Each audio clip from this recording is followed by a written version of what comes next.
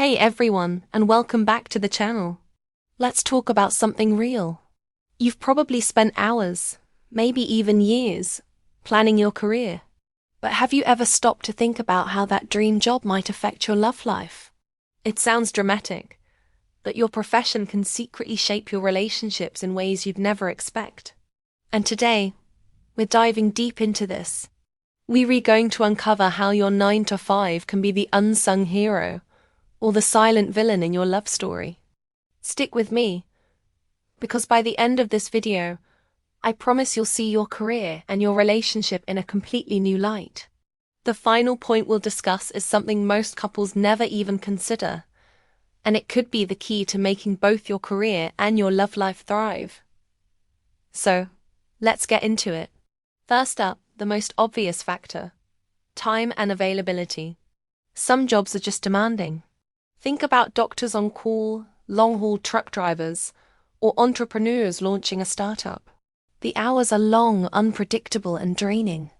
When you're consistently working late or traveling, you're physically absent. This isn't just about missing dinner dates. It's about missing the small, everyday moments that build intimacy. The shared jokes, the quiet evenings, the simple act of being there. Over time, this physical distance can create an emotional one. Your partner might start to feel like they're in a long-distance relationship, even if you live together. It's a slow drift, and often, you don't notice it until you feel like you're living separate lives under the same roof. It's not about blame. It's a reality of certain career paths. But it's not just about the hours you're away.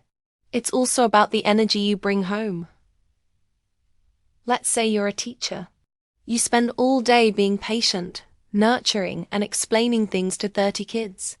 When you get home, your emotional battery is probably on zero.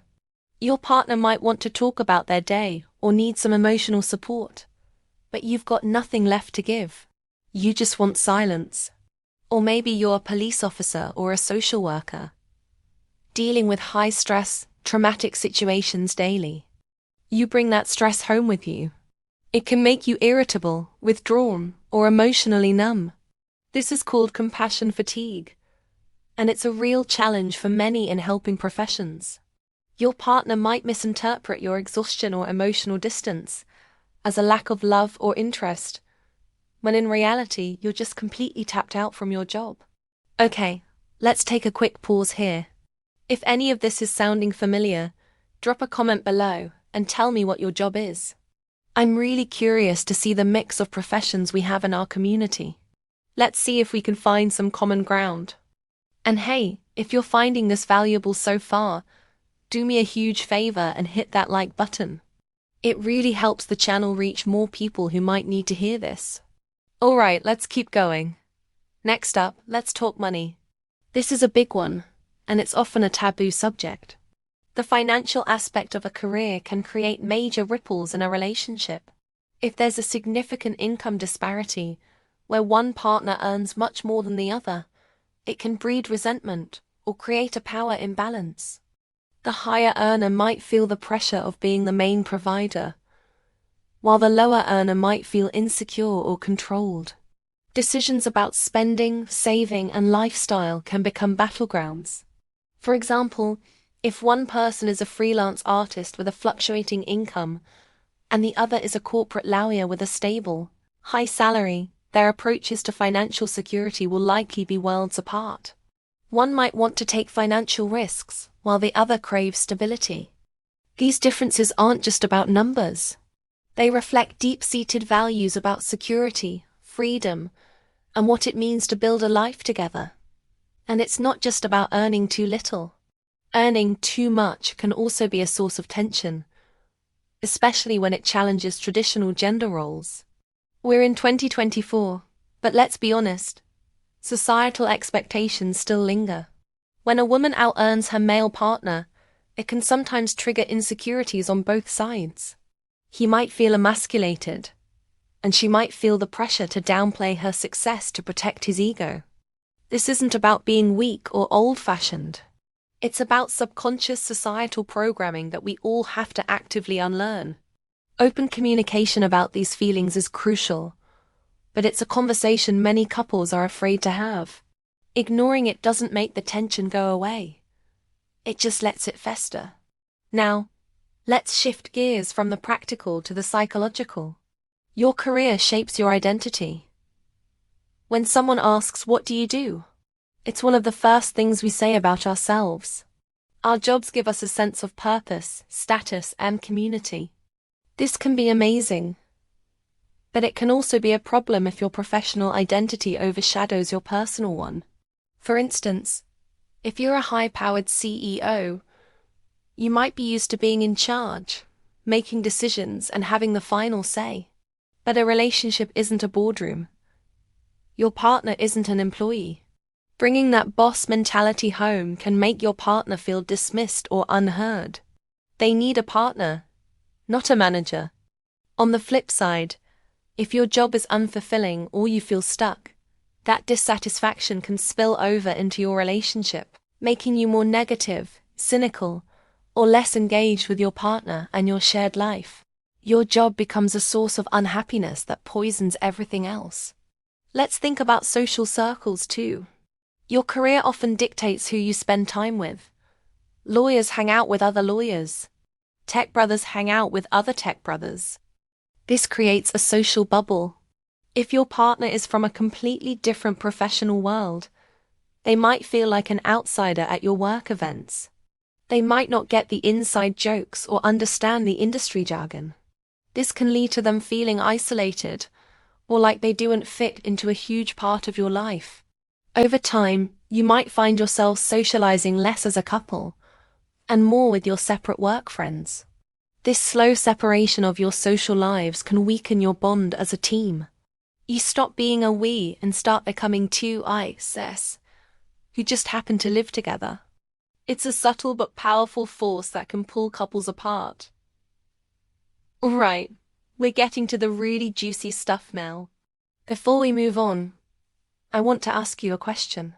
Have you ever felt like your partner just doesn't get your job? That they don't understand the pressure, the passion, or the challenges you face? It's a common feeling. Let me know in the comments. And if you're still with me, you're a legend. We're about to get to the most important part of this whole discussion. Don't go anywhere. So, how do we navigate this? How do we stop our careers from sabotaging our relationships? The answer isn't to quit your job or change your dreams. It's about conscious and intentional effort. The first step is what I call bridging the worlds. You have to actively bring your partner into your professional world, not just physically, but emotionally. Don't just say, "Work was stressful." Explain why. "I had a huge deadline and my boss put a ton of pressure on me, which made me feel incompetent." This gives your partner a window into your emotional reality. It helps them understand that your mood isn't about them. And you need to be curious about their world, too. Ask specific questions about their day, the people they work with, the projects they're excited about. Show genuine interest. Be a student of your partner's life. Another key strategy is creating sacred work-free zones. This can be a time of day or a physical space.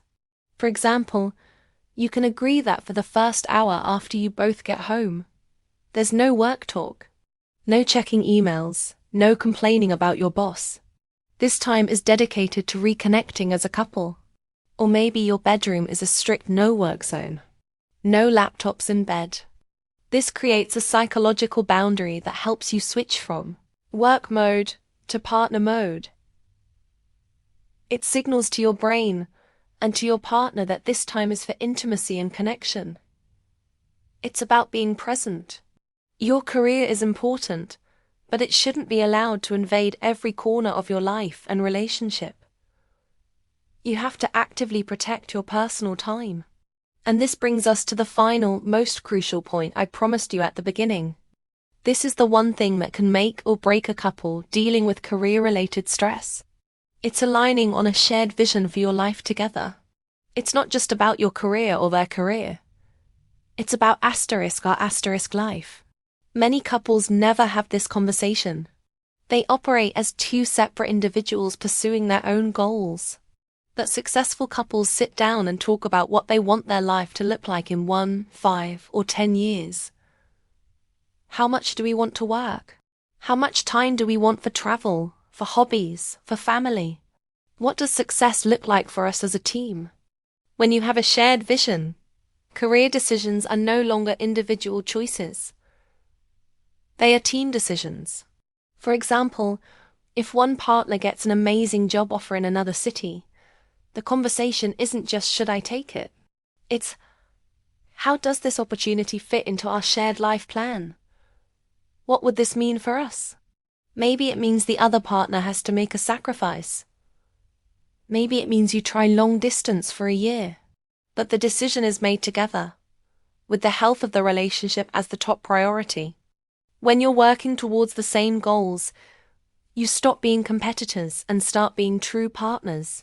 You become each other's biggest cheerleader, because their success contributes to your shared vision.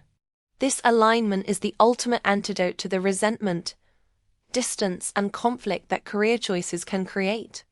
It's the foundation upon which you can build both a successful career and a thriving, lasting relationship.